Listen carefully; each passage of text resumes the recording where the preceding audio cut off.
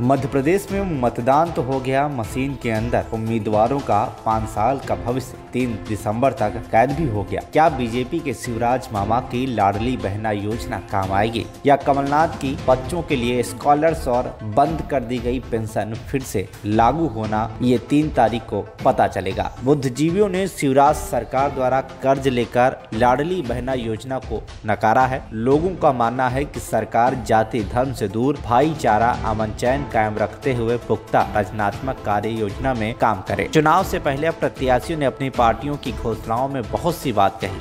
आने वाली सरकार को महंगाई, शिक्षा, स्वास्थ्य, कृषि, उद्योग, रोजगार के साथ साथ बिजली, पानी, गुणवत्ता युक्त विकास पर जोर देना होगा। अपनी 11 सूत्रीय कार्यक्रम में भूतपूर्व मुख्यमंत्री कमलनाथ ने कहा था, 17 नवंबर को चुनाव है।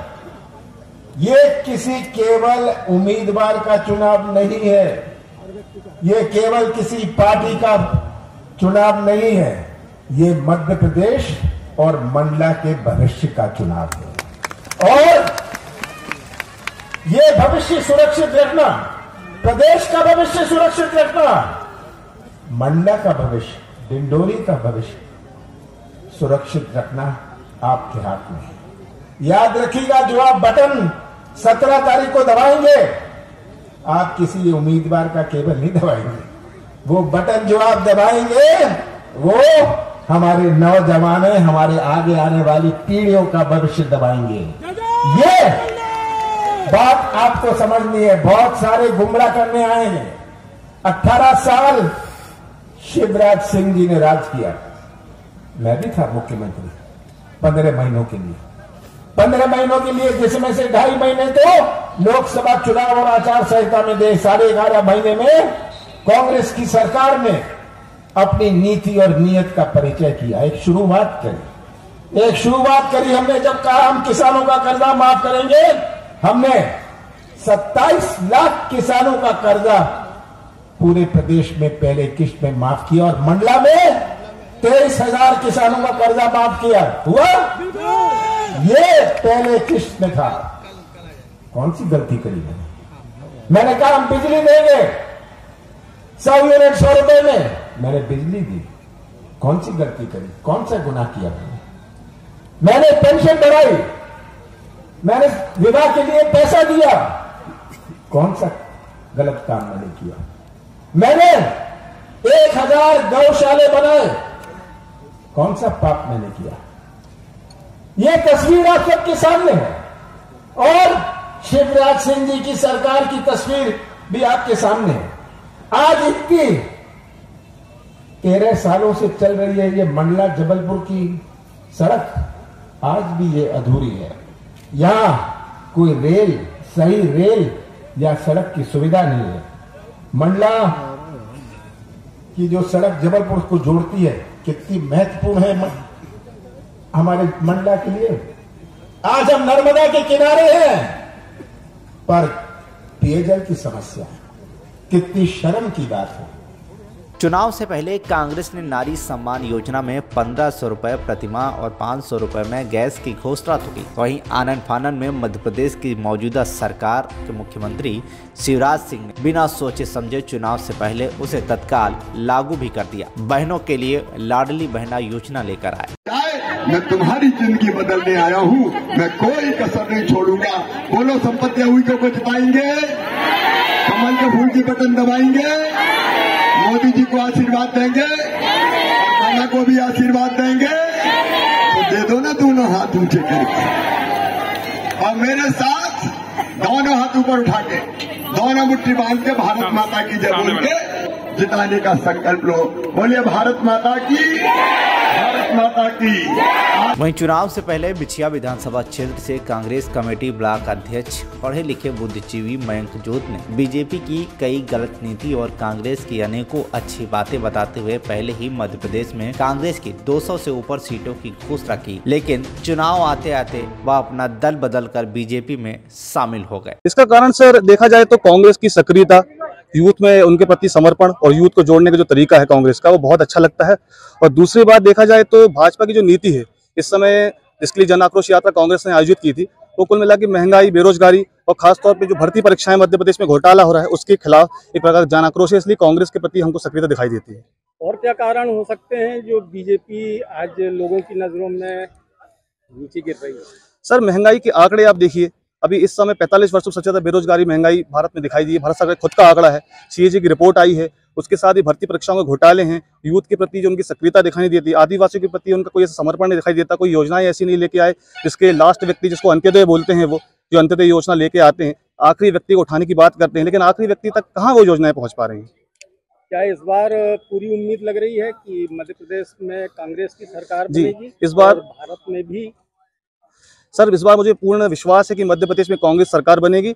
और जहां तक मैं सोच पा रहा हूं यूथ होने के नाते 230 में कम से कम 200 के ऊपर का आंकड़ा इस बार कांग्रेस पार करेगी।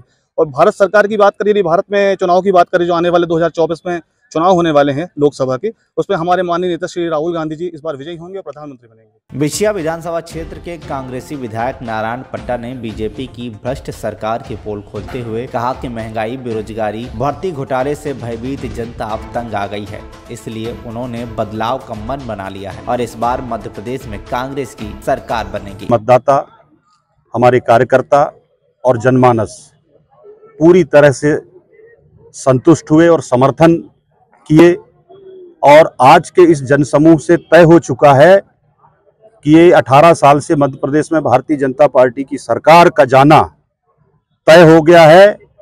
और आप देखिएगा 2 महीने के बाद कांग्रेस की सरकार बनेगी और माननीय मुख्यमंत्री कमलनाथ जी बनेंगे। ये बात आज रामनगर की धरती में सुनिश्चित हो गया, चूंकि ये रामनगर की धरती गोंड राजाओं की धरती है और यहाँ से जो भी संदेश जाता है वो पूरी तरह से सफल होता है। क्या कारण है कि इस बार कांग्रेस की विजय निश्चित है? भारतीय जनता पार्टी की जो भय, भूख, भ्रष्टाचार, महंगाई, बेरोजगारी से आम जन तंग है और इसी तंग के वजह से आज हर मतदाता, हर जन का व्यक्ति सोचकर इंतजार कर रहा है। आप उस मतदान और का दिनांक देखिएगा, पोलिंग बूथ में सबसे ज्यादा कांग्रेस की वोट ही पड़ेंगे। आज कांग्रेस की घोषणा पत्र के साथ प्रियंका गांधी ने भी घोषणा करी है बच्चों को लेके 1ली से 12वीं तक। क्या ये चुनाव को लेके सही घोषणा है, ये चुनाव की घोषणा? हमारे देश का हो या प्रदेश का हो, इतिहास साक्षी है, जब जब कांग्रेस सत्ता पे आई है, जो जो उन्होंने जनता से वादा किया है उसको पूरा करने का काम किसी ने अगर किया है तो वो कांग्रेस की सरकार ने किया है। भारतीय जनता पार्टी लोगों से झूठ बोलती है, किसानों से, महिलाओं से, नौजवानों से झूठा वादा करती है और जब देश के किसान पूछते हैं, नौजवान पूछते हैं तो कहते हैं चुनावी जुमला है। ये कांग्रेस का इतिहास साक्षी है। जो वादा इस मंच से हुए हैं, जो कांग्रेस पार्टी कर रही है, वो सरकार बने पर पूरा होंगे। देखिए, मैं आपको स्पष्ट कर देना चाहता हूं, आज से 4 महीना पहले हमारे प्रदेश अध्यक्ष और पूर्व मुख्यमंत्री आदरणीय कमलनाथ जी ने जब नारी सम्मान योजना की बात कही तो आनन फानन में भारतीय जनता पार्टी और इस प्रदेश के सबसे भ्रष्ट मुख्यमंत्री आदरणीय शिवराज सिंह चौहान, जब 18 साल से बहनों की नहीं याद आई, महज जब चुनाव के 3 महीना बचे हैं तब उन्होंने लाडली बहना योजना लेकर के आया।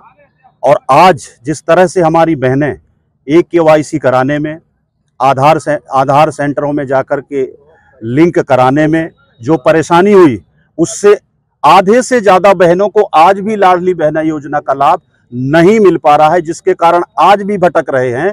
ये लोगों को ठगने का काम, बेवकूफ़ बनाने का काम अब चलने वाला नहीं है। इसके साथ ही प्रियंका गांधी वाड्रा ने भाजपा शासन में किसान, आदिवासी भाई बहन और आम नागरिक, नौजवान को परेशान होने की बात बताई थी। मेरी आदिवासी बहन भाई परेशान है, नौजवान परेशान है,